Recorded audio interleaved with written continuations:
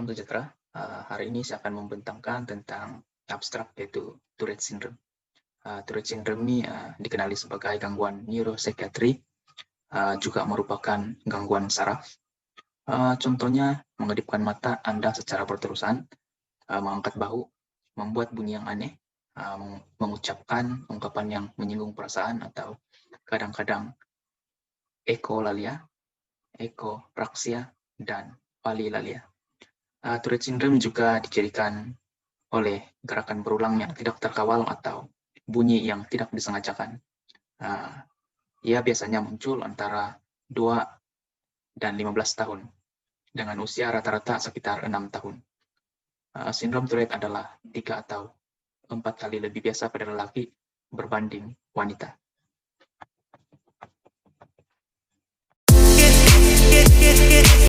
Apakah itu Tourette Syndrome? Tourette Syndrome merupakan suatu penyakit yang dihidapi setengah individu di mana mereka melakukan pergerakan di luar kawalan mereka. Tourette Syndrome ini dinamakan oleh seorang neurologis yaitu Jean-Martin Charcot pada tahun 1885. Penyakit ini sering berlaku kepada kanak-kanak yang berumur sekitar 2 hingga 15 tahun dan lebih umum berlaku kepada kanak-kanak lelaki berbanding kanak-kanak perempuan. Ia juga dikesan melalui tanda tik yang mereka lakukan, yaitu gerakan involunteer dan berulang-ulang, stereotipikal dan vokalisasi. Selain itu, pesakit Tourette Syndrome juga turut berlaku kekejangan, di mana mereka melakukan tanda tik seperti yang dikatakan tadi. Gerakan yang mereka lakukan menjadi tidak terkawal. Tourette Syndrome turut berlaku sekiranya anak mempunyai genetik yang berlainan daripada ibu bapa dan berlaku pada neurotransmitter mereka dan pada struktur otak. Kumpulan kami turut mengkaji seorang pesakit Tourette Syndrome yang ada di Malaysia, yaitu Alani. Alani merupakan seorang pesakit Tourette Syndrome dan dia berumur 21 tahun. Ramai yang mengatakan Alani ini dia menghidap penyakit gila, tapi sebenarnya dia adalah pesakit Tourette Syndrome. Pada suatu hari itu, Alani telah membuat satu video melalui akaun TikTok untuk melakukan pendedahan tentang penyakit beliau. Video tersebut telah mendapat ramai tontonan dan menjadi tular di media sosial. Dan penyakit Tourette Syndrome ini sehingga hari ini tidak mempunyai ubat yang berkesan bagi rawatan sepenuhnya.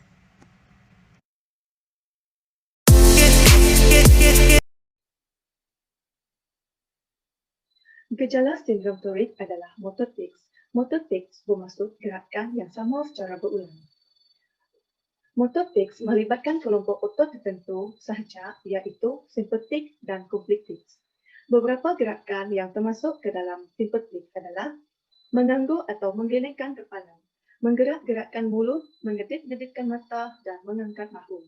Manakala komplit tics juga adalah mengulang gerakan seperti meniru gerakan suatu objek, melangkah dalam pola tertentu, meneguk ataupun memutar badan, serta melompat, dan mencium atau menyentuh sesuatu benda. Seterusnya, gejala Tourette Syndrome adalah vocal tics. Vocal tics bermaksud membuat suara berulang. Sama seperti motor tics, vocal tics juga melibatkan dua pergerakan otot, iaitu simpatik dan komplit tics. Simpatik adalah bersuara menyerupai binatang seperti mengumbung, batuk dan berdehil. Manakala komplit tics adalah mengulang perkataan sendiri, iaitu ataupun palilalia, mengulang perkataan orang lain, akoponomina, dan mengucapkan kata kasar ataupun buka yang lebih dikenali kepada copolalina.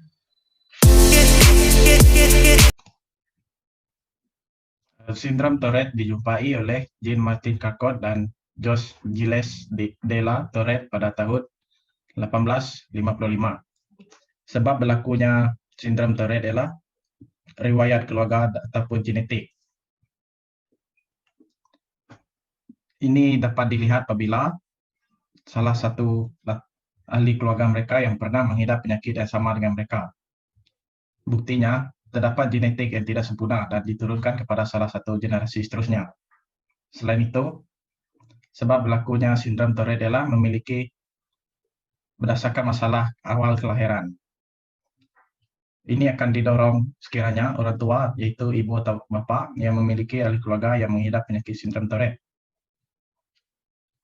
Ini juga lebih didorong sekiranya bayi yang dilahirkan secara prematang.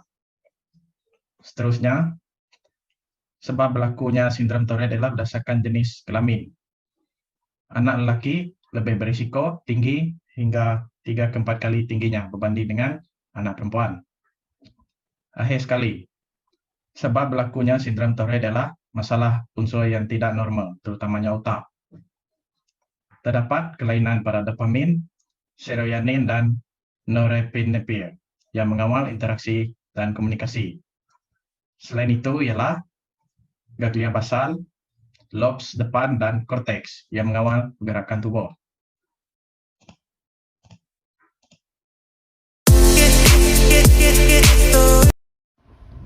Assalamualaikum. Hari ini saya akan menerangkan tentang rawatan yang diguna pakai untuk merawat Tourette syndrome. Rawatannya ialah Comprehensive Behavioral Interventions for Tics, yang mana rawatan ini bertujuan untuk mengenal pasti dan juga memberi pendedahan kepada pesakit Tourette syndrome tentang simptom-simptom dan juga cara untuk menanganinya. Jadi terdapat dua teknik yang diajar di dalam CBIT ini.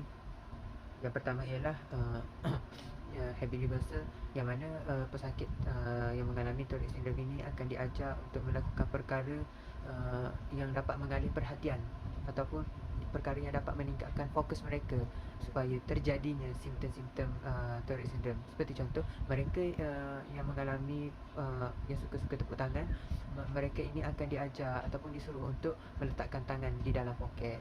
Jadi atau yang seterusnya ialah pesakit yang suka untuk menggerakkan leher ataupun mengenyik-enyik mata, mereka diajar untuk meletakkan tangan di bahagian ruang bersebelahan dengan mata ataupun leher supaya mereka fokus tentang perkara yang akan berlaku kepada diri mereka nanti. Dan untuk teknik yang kedua ialah teknik relaxation, yang mana pesakit diajar cara pernafasan yang betul lah supaya mereka kekal tenang dan tidak terlalu gopoh apabila berhadapan dengan situasi ataupun mengalami Tourette syndrome ini. Jadi saya melihat kegagalan pesakit Tourette syndrome untuk fokus ataupun memberi attention kepada perkara yang sedang berlaku akan menyebabkan mereka melakukan pergerakan-pergerakan tics tadi. Jadi sekian sahaja daripada saya. Terima kasih.